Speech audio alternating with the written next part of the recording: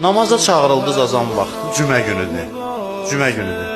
İşinizi bağlayın, bağlayın.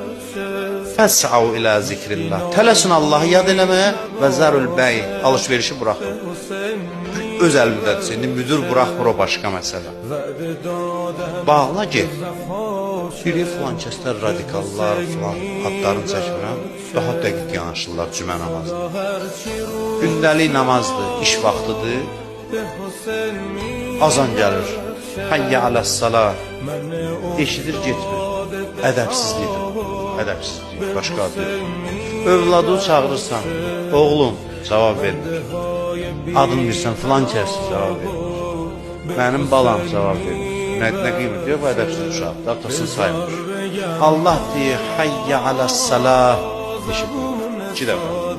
Hayyə aləs-salah, bir də. Hayyə aləl-fəlah. Çağırır. Hərəsin 2 dəfə. Yəni çağırda çağır, bəlkə birində ayılır. Oturub öz işindədir.